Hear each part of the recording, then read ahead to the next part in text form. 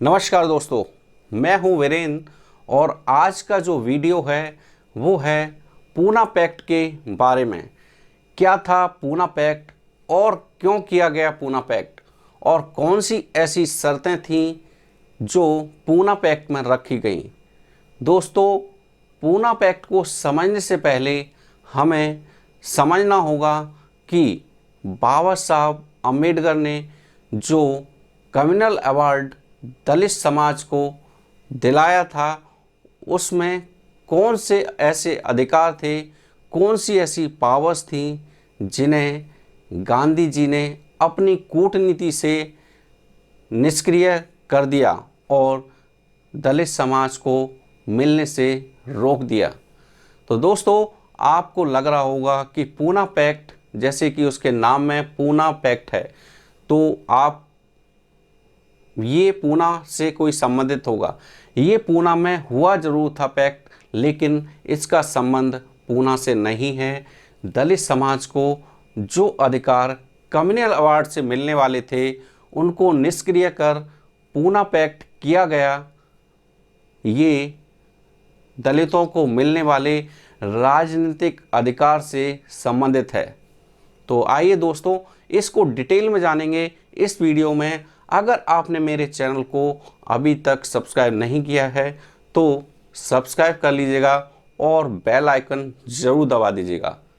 दलितों को मतदान के अधिकार के संबंध में 1919 से पहले किसी भी नेता, किसी भी संगठन, किसी भी पार्टी ने कभी कोई मांग या बात नहीं उठाई।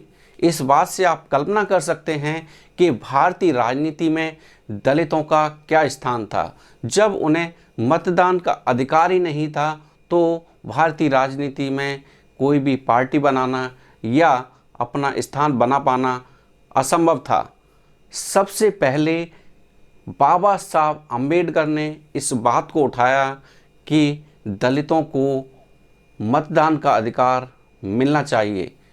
27 जनवरी 1919 को ब्रिटिश सरकार द्वारा भेजी गई फ्रेंचाइजी कमेटी के सामने बाबा साहब अम्बेडकर ने ये मांग रखी कि दलितों को मतदान का अधिकार और दलितों को स्वतंत्र राजनीतिक अधिकार मिलने चाहिए।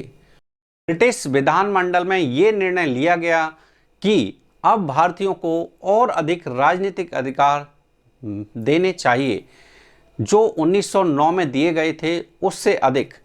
तब ब्रिटिश पार्लियामेंट ने अपने एक मंत्री मॉन्टेग्यू को भारत सर्वे के लिए भेजा। मॉन्टेग्यू ने भारत के वायसराय चैम्सफोर्ड के साथ मिलकर भारत का भ्रमण किया और विभिन्न वर्गों की स्थिति पर एक रिपोर्ट तैयार की, जिसे ब्रिटिश पार्लियामेंट को सौंपा और जिसे मॉन्टेग्यू चैम्सफोर्ड रिफॉर्म का नाम दिया गया। उसके बाद ब्रिटिश पार्लियामेंट ने एक कमेटी बनाई जिसका नाम साउथ वेरो फ्रेंचाइजी कमेटी थी और उसे भारत भेजा। जब साउथ वेरो कमेटी भारत आई तो जो विभिन्न वर्गों के प्रतिनिधि थे उनसे उनकी राय मांगी गई। दलितों को रिप्रेजेंट करने के लिए करमबीर शिंदे और डॉक्टर अंबेडकर को चुना गया। डॉक्टर अंबेडकर ने जो है साउथ वेरो कमेटी के सामने मांग रखी कि दलितों को सेपरेट इलेक्टोरल सिस्टम और दलितों को उनकी संख्या के आधार पर सीटों में आरक्षण की व्यवस्था होनी चाहिए। Doctor Ambedkar times of India को दिए हुए एक इंटरव्यू में लिखते हुए कहते हैं कि यह सवर्णों का कर्तव्य है कि होम रूल की मांग करने से पूर्व वे उन दलित वर्गों के लोगों को सामाजिक समानता के स्तर पर लाएं जो उन्हीं के धर्म बंधु हैं तथा जो समान रीति रिवाजों को मानते हैं। सवर्णों का प्रथम कर्तव्य है कि दलितों को शिक्षा, सम्मान और उत्थान के लिए उद्योग करें। इसके बगैर होम रूल सिर्फ सवर्णों को ही मजबूत करेगा। इस समय डॉक्टर अंबेडकर सिडहैम कॉलेज में प्रोफेसर थे। डॉक्टर अंबेडकर ने साउथ बैरो कमेटी के सामने निम्नलिखित शर्तें रखी थी, जो निम्न प्रकार हैं। नंबर 1, अछूतों को मतदान का अधिकार मिलना चाहिए। नंबर 2, उनको चुनाव में खड़े होने का अधिकार मिलना चाहिए। उनके मतदाताओं को स्वतंत्र मताधिकार होना चाहिए। दलित प्रतिनिधि को दलित मतदाताओं को ही चुनने का अधिकार होना चाहिए तथा दलितों के मतदान क्षेत्र में संघ में दलितों की संख्या के अनुपात में प्रतिनिधित्व दे। ब्रिटिश पार्लियामेंट ने जो है साइमन कमीशन को भारत भेजा कि वो भारत जाकर के जो है ये जाने कि जो विभिन्न वर्गों के को राजनीतिक अधिकार दिलाने की जो सिफारिशें की गई हैं उन पर चर्चा हो सके। इसी संबंध में जो है लंदन में गोलमेज सम्मेलन आयोजित किया गया। 1930, 1931 और 1932 में 3 गोलमेज सम्मेलन आयोजित किए गए।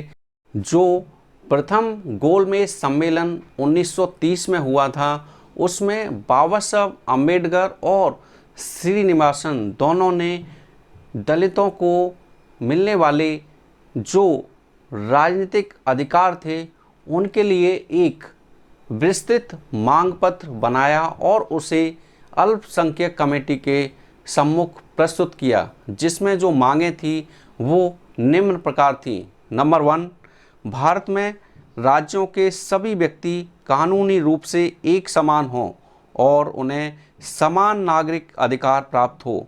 नंबर 2, दलित वर्ग समान अधिकारों का अबाध प्रयोग करे। नंबर 3, दलित वर्गों का सामाजिक बहिष्कार दंडनीय अपराध हो। नंबर 4, दलितों के भेदभाव के विरुद्ध संरक्षण हो। नंबर 5, दलित वर्गों को विधान मंडलों में समुचित प्रतिनिधित्व दिया जाए। नंबर 6, दलित वर्गों का नौकरियों में यथोचित प्रतिनिधित्व हो। नंबर 7, दलितों के विरुद्ध पक्षपात या हितों की उपेक्षा को दूर किया जाए। नंबर 8, दलितों को विशेष विभागीय सुरक्षा दी जाए। नंबर 9, दलित वर्गों को मंत्रिमंडल में शामिल किया जाए। जब गोलमेज सम्मेलन होने के बाद सभी वर्गों में कोई आम राय नहीं बन पाई, तब फैसला जो है ब्रिटेन के प्रधानमंत्री मैकडॉनल्ड पर छोड़ा गया। 27 अगस्त 1932 को प्रधानमंत्री मैकडॉनल्ड ने कम्युनल अवार्ड की घोषणा कर दी, जिसमें कि डॉक्टर अंबेडकर द्वारा रखी गई 2 मांगें, जो कि दलितों को स्वतंत्र मताधिकार और दलितों को दोहरे मतदान का अधिकार मिलने वाली जो मांगें थी वो मान ली। दलित वर्ग का वह सदस्य जो वोट देने योग्य है सामान्य निर्वाचन क्षेत्र से चुनाव लड़ने वाले उम्मीदवार को अपना वोट दे सकेगा। नंबर 2, विधानसभाओं में इनके उचित प्रतिनिधित्व की रक्षा के लिए कुछ सीटें सुरक्षित की जाएंगी, जिनकी संख्या 78 होगी। नंबर 3, जो सीटें सुरक्षित की जाएंगी उन पर चुनाव लड़ने वाले सुरक्षित उम्मीदवार को सिर्फ वोट देने योग्य दलित मतदाता ही चुन सकेंगे। ये सुरक्षित निर्वाचन क्षेत्र उन्हीं स्थानों पर होंगे जहां पर दलितों की आबादी ज़्यादा संख्या में होगी। जैसे ही कम्युनल अवार्ड की घोषणा हुई, गांधी जी ने इसका विरोध करना शुरू कर दिया और 20 सितंबर 1932 को उन्होंने इसके विरोध में अपना आमरण अनशन शुरू किया और उन्होंने टाइम्स ऑफ इंडिया को दिए हुए इंटरव्यू में लिखते हुए कहा कि मेरा ये आमरण अनशन जो है वो मानवीय धर्म के लिए है। मेरा अनशन जो है वो इसके विरोध में है कि दलितों को स्वतंत्र मताधिकार ना दिया जाए। मैं चाहता हूं कि दलितों के लिए आरक्षण की व्यवस्था की जाए। इसके बाद डॉक्टर अंबेडकर और गांधी के बीच काफ़ी समय तक जो है विवाद रहा और डॉक्टर अंबेडकर अपनी बात पर अड़े रहे।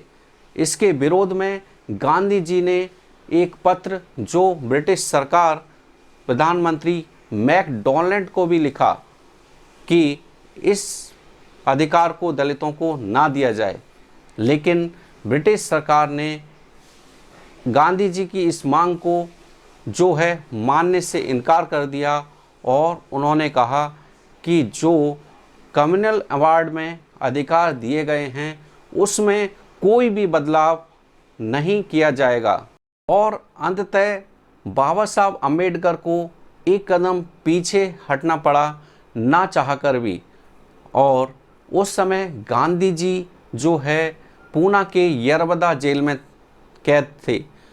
उस समय जो समझौता पत्र बना उस पर हिंदू नेताओं और डॉक्टर अंबेडकर के हस्ताक्षर हुए, जिसे पूना पैक्ट का नाम दिया गया।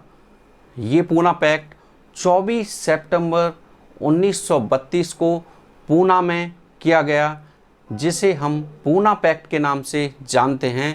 पैक्ट में कई सारी शर्तें रखी गई, जिसमें से जो मुख्य शर्तें हैं वो निम्न प्रकार हैं। नंबर 1, दलितों के लिए सांप्रदायिक अवार्ड के तहत जो कम्युनल अवार्ड था उसमें जो 78 सीटें मिली थी उनको बढ़ा करके 148 कर दिया गया। और नंबर 2, कम्युनल अवार्ड में जो दलितों को सेपरेट इलेक्टोरल का अधिकार प्राप्त हुआ था उसके स्थान पर जॉइंट इलेक्टोरल के तहत चुनाव कराने की व्यवस्था की गई। यानी दलितों को प्राप्त दोहरे मतदान यानी डबल वोटिंग राइट जो मिला था उन्हें समाप्त कर दिया गया। और इस तरह जो 2 बड़े अधिकार कम्युनल अवार्ड के थ्रू दलितों को मिलने वाले थे, डबल वोटिंग राइट और सेपरेट इलेक्टोरल सिस्टम, उन दोनों को पूना पैक्ट के जरिए ख़त्म कर दिया गया। दोस्तों, उम्मीद करता हूँ कि ये टॉपिक आपको सरलता से समझ आया होगा। वीडियो को लाइक एंड शेयर करना ना भूलें। Thank you. जय हिंद, जय भारत। अपनी ताकत लगाई देना चाहिए। कही थी।